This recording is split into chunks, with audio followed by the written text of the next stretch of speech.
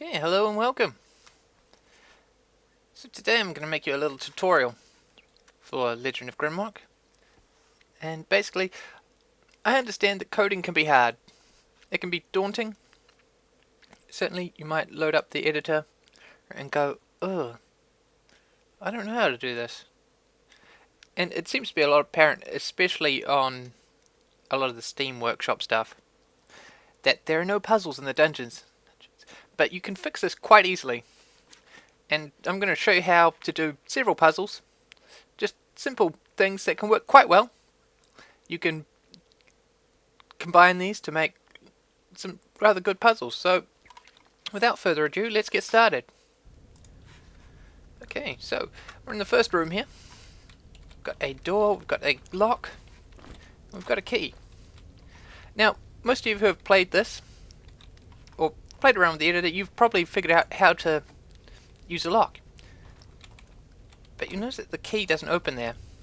And some of you may have realized this, some of you who haven't, maybe.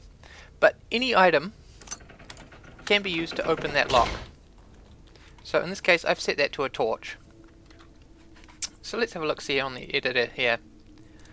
So all I've done is add a connector from the lock to the door, and I've said that it's opened by a torch. Now I could set this to anything. I could put in a full helmet if I wanted. But obviously I don't. I'm just going to leave it as a torch. And you might be thinking, oh, how is that kind of useful? Well, we'll just put in a wall text here with a bit of a clue on it.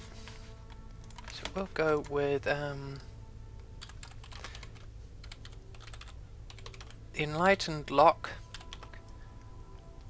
shall unbar the way.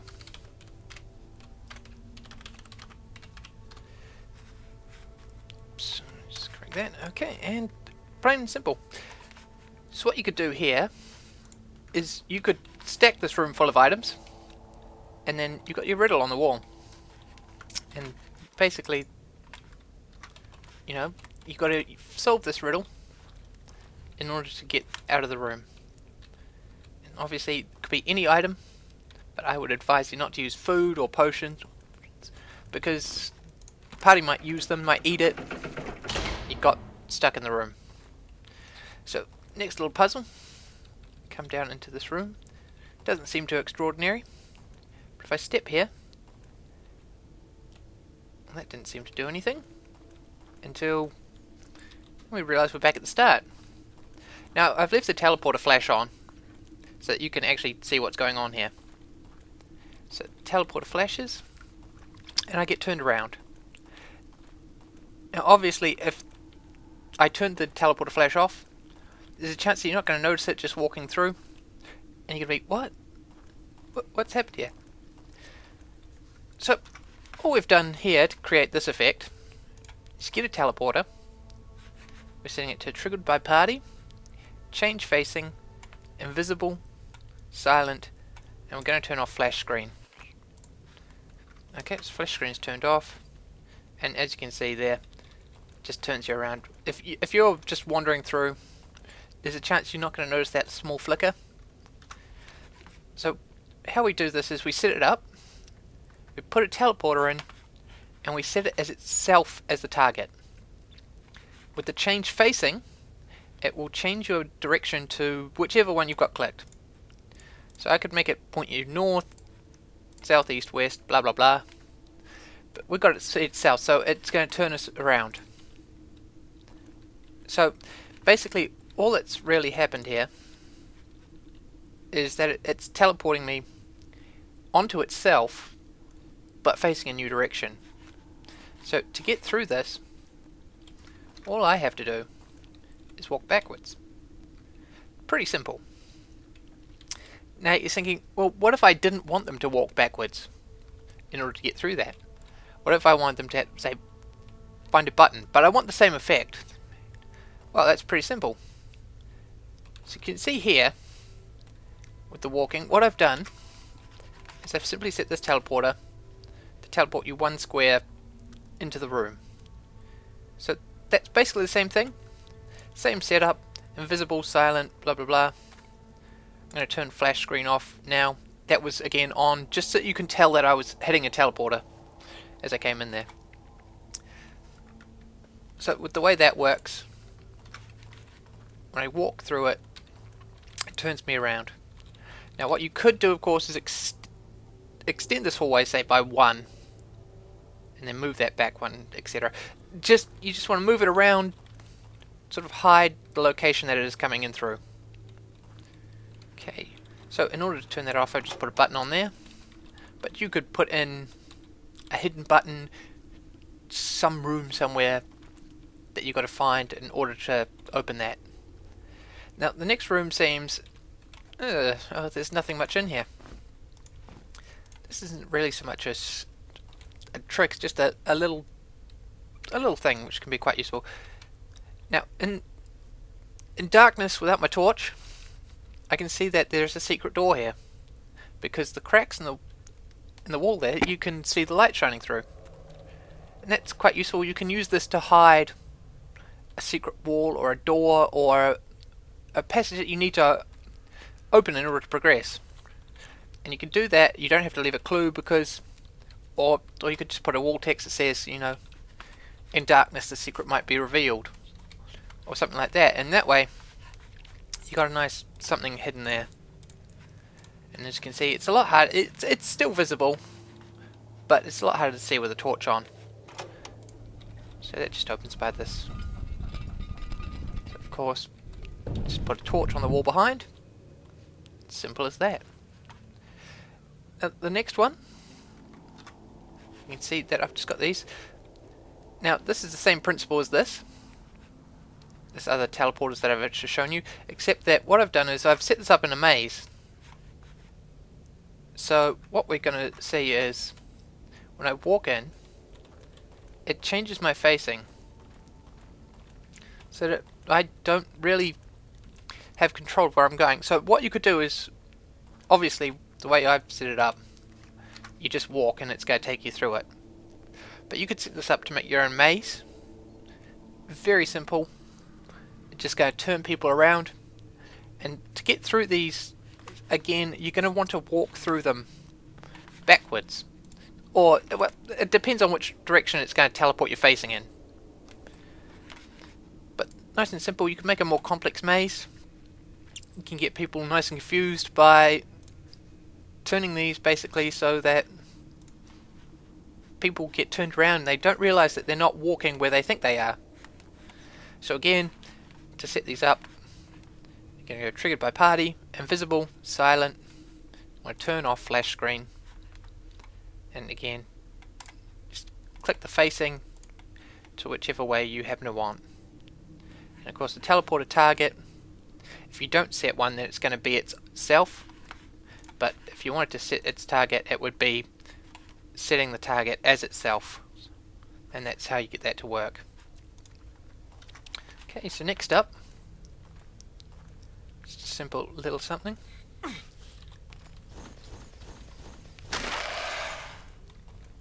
So basically these statues aren't solid, so I can walk in and out there, and you could make a nasty surprise basically. You think, oh, it's just statues and skeleton warrior. So how have I done this? Basically what you do is get the statue and you put it, you can't put it anywhere except up against the wall. So you're just going to click that and move it one space forward into this empty space. Pop in a skeleton behind that and set him to guard. That way he's not going to get out, he's not going to wander around until you walk in front of him, or relatively close by.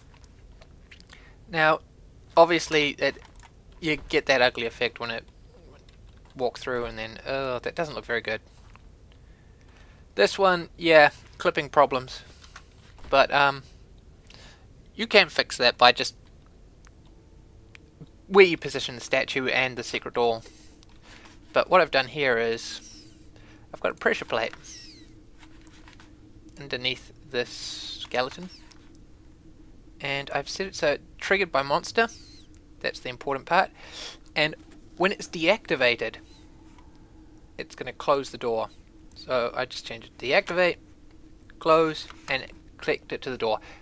And that way when the monster steps off, the door closes behind it. And ideally, it would close so that it would hide the fact that there is nothing behind this. Obviously, for the purposes of this video, I haven't actually bothered to move that to a place where it looks good. But, yep, plain and simple. Now, here's a little combat chamber. Or it would be if it had monsters in it. So, this is just a basic use of timers and counters. And it's quite simple. Got a pressure plate on the inside here. You set it to activate once, triggered by party, and we're going to set it so that it closes the door when we step over it. So there we go, the door closes when I stand on there. I've also set it so that it opens the secret door on the other side of the room. Now there'd usually be a monster in there. And then obviously these two do open up later. There'd be monsters in there too. So all I've done here is I've got the door, the secret doors, pressure plate. So the pressure plate closes this door, opens this door, and it turns on this timer. Now all you do with the timer is, say I want to go, I'm going to set it so 15 seconds. And then I'm going to get that when it activates, so that's when it hits 0, it's going to open these two doors.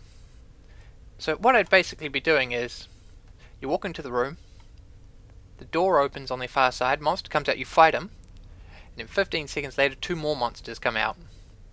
Or obviously 5, 20, however long you want it to be. Nice and simple. Now, you're stuck in this room, maybe you came in here to get a key or something that you need to progress, but the door's closed and I can't open it. Well, got these buttons, if I push that, nothing. Nothing? Okay, was it this one? Apparently not. Okay, that seems to be broken. Yeah, but basically, if this were... oh, increment, do I? Okay, yeah, I see what I've done wrong. Okay, so basically what we're doing here is we've set the buttons to the counter. Set the counter's value to 3, and then when it activates, it's going to open this door. Now I get each of these buttons, and I set it so that their action decrements the counter. I had it on increment, which was wrong, so obviously I want it to decrement. And that way, when 3 button pushes hit, you're going to open that door. And that can just be a nice way of setting it up so you have to find a set of secret buttons or something like that in order to get the door open. Obviously these are pretty obvious, but yeah. You can change up these puzzles in order to make everything work nice. Also, just a note, set these, it's activate once, in order so that if I didn't have it set to activate once, I could just press one of these buttons 3 times and it would have the same effect as pressing all of them. So you're going to want to check that activate once is how you want it. Another puzzle, of course, of what you could do in this particular setup is that you could set it up so that 1 button, 1 counter, and a sort of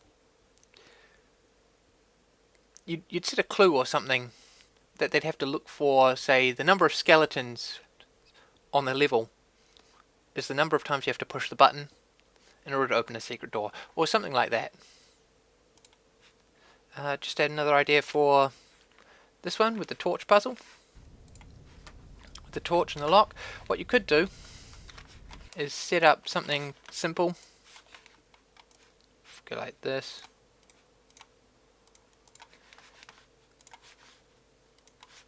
And you just put in a bunch of doors. Just dungeon. It's not going to match the tile set, but whatever. And you can set it up so that each of these doors is opened by an item. And you can put in portcullis so you could see what's behind the door, or you could put in the wooden door like I have, so that you can't see. And basically you'd say, put a helmet in the keyhole, and that will unlock this door. And basically you'd say sacrifice a piece of gear in order to get what's behind this door. So for example, I'm going to put in a full helmet, put one on the floor, and inside we'll put a... Is there a wizard hat? What's it called? It's Conjurer's hat.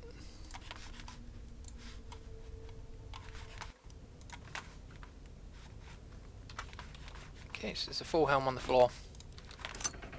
Pop that in the lock. And something simple like that. Sacrifice an item to get another item. Depending on whether or not you want to make that portcullis so you can see what's there, or a mystery. So basically I hope that helps you out, and that you can use what you've seen here to create a nice little dungeon for yourselves. Some nice puzzles, something just plain and simple. Boost the quality of a lot of the stuff that I'm seeing on the Steam Workshop. And yeah. So I look forward to playing your dungeons. Hope this helped.